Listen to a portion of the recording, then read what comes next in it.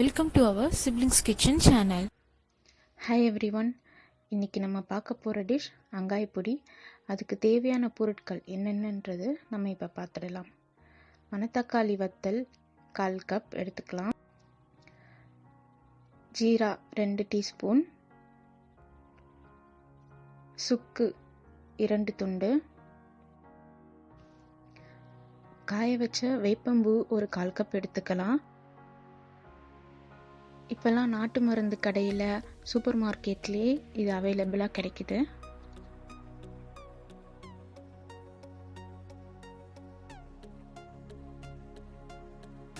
மிளகு 2 ஸ்பூன் எடுத்துக்கலாம்.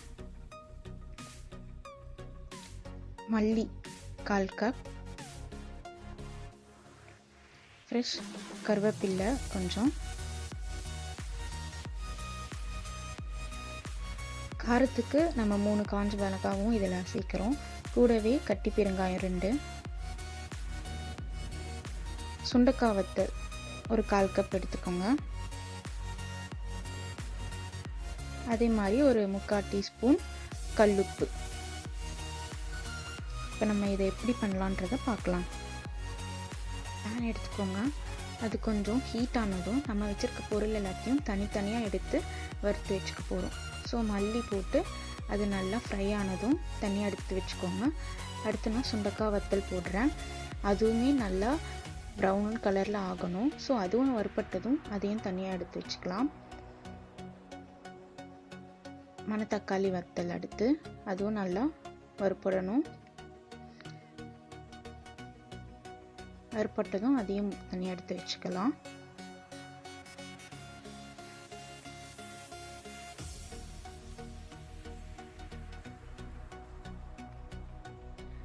நம்ம வச்சுருக்க மிளகு 2 டீஸ்பூன் அதுவும் ஆட் பண்ணிக்கோங்க.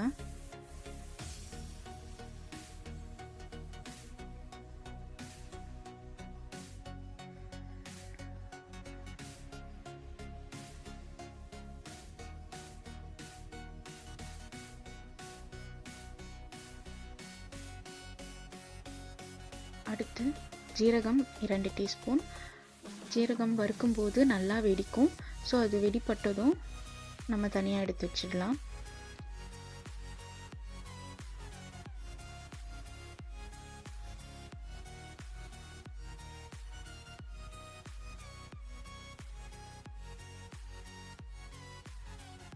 நம்ம வச்சுருந்த ஃப்ரெஷ் கருவேப்பிலை கூடவே நம்ம வச்சுருந்த காஞ்ச மிளகாயும் சேர்த்துக்கலாம்.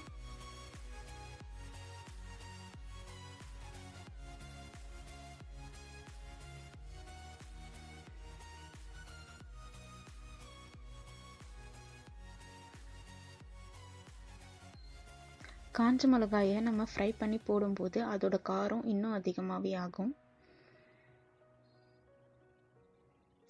இதோடவே நம்ம வச்சிருக்க சுக்கியும் இதில் சேர்த்துக்கலாம். இதோடையே நான் வச்சிருந்த கட்டி பெருங்காயத்தையும் சேர்த்துக்கிறேன்.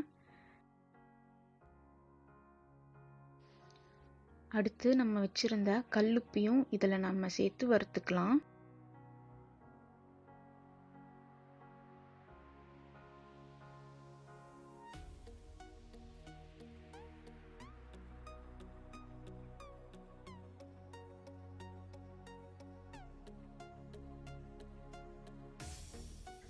அடுத்து வேப்பம்பூவை சேர்க்க போகிறோம். நம்ம வேப்பம்பூவை கடைசியாக தான் சேர்க்கணும். ஹை ஃப்ளேமில் வச்சு வேப்பம்பூவை வறுத்தோம்னா அது கருகிறதுக்கு பாசிபிலிட்டி அதிகமாக இருக்கிறதுனால நீங்கள் ஸ்டவ்வை ஆஃப் பண்ணிவிட்டு இதை லைட்டாக ஃப்ரை பண்ணிவிட்டு அதையும் நம்ம தனியாக எடுத்து வச்சுக்கலாம். நம்ம வறுத்து வச்சுருக்க பொருள் எல்லாமே சூடு ஆறுனதும் நம்ம மிக்சியில் போட்டு அரைக்க போகிறோம். சுக்கு ரொம்ப கெட்டியானதுனால நான் அதை கட் பண்ணியிருக்கேன். காஞ்ச மிளகாயோட காம்பையும் கிள்ளிட்டு கொஞ்சம் கொஞ்சமாக மிக்சியில் ஆட் பண்ணி நம்ம இதை அரைக்க போகிறோம்.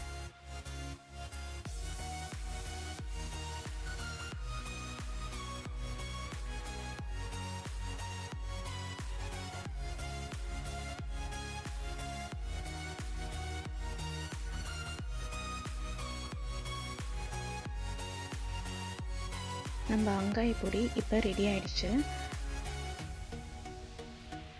இது எப்படி சாப்பிடலான்னா, நல்லா சுடு சாதத்தில் போட்டு 1 டீஸ்பூன் இல்லைன்னா 2 டீஸ்பூன் ஆட் பண்ணிவிட்டு மேலே கீ இல்லைன்னா நல்லெண்ணெய் போட்டு நல்லா பிசைஞ்சு சாப்பிடலாம். உடம்புக்கு அவ்வளோ நல்லது. அப்படி இல்லைனாலும் இட்லி தோசை இந்த மாதிரி டிஃபன் ஐட்டத்துக்கு சைட் டிஷ்ஷாகவும் வச்சு சாப்பிடலாம். இதில் வந்து ஒரு கசப்புத்தன்மை கண்டிப்பாக இருக்கும். ஏன்னா நம்ம இதில் சுண்டைக்காய் வத்தல் அப்புறம் வேப்பம்பூ இதெல்லாம் சேர்க்கறதுனால கசப்புத்தன்மை கொஞ்சம் இருக்கும். ஆனால் இது ரொம்பவே உடம்புக்கு நல்லது. முக்கியமாக வயிற்றுக்கு ரொம்ப நல்லது. வயிறு வலி, வயிறு தொந்தரவு, செரிமானம் இல்லாமல் இருக்கிறது, இந்த மாதிரி பல பிரச்சனைக்கு இந்த பொடி நம்ம சாப்பிட்டோம்னா ரொம்பவே நல்லதாக இருக்கும். இது நல்ல பெனிஃபிட்டையும் கொடுக்கும். அட்லீஸ்ட் மந்த்லி ட்வைஸ் கூட நம்ம இதை எடுத்துக்கலாம். கண்டிப்பாக ட்ரை பண்ணி பார்த்துட்டு உங்களுடைய ஃபீட்பேக்கை கமெண்ட் செக்ஷனில் மென்ஷன் பண்ணிவிடுங்க. இந்த வீடியோ உங்களுக்கு பிடிச்சிருந்துச்சுன்னா லைக் பண்ணுங்கள், ஷேர் பண்ணுங்கள். இன்னும் சிப்லிங்ஸ் கிச்சன் சேனலை சப்ஸ்கிரைப் பண்ணாமல் இருந்தீங்கன்னா சப்ஸ்கிரைப் பண்ணிக்கோங்க.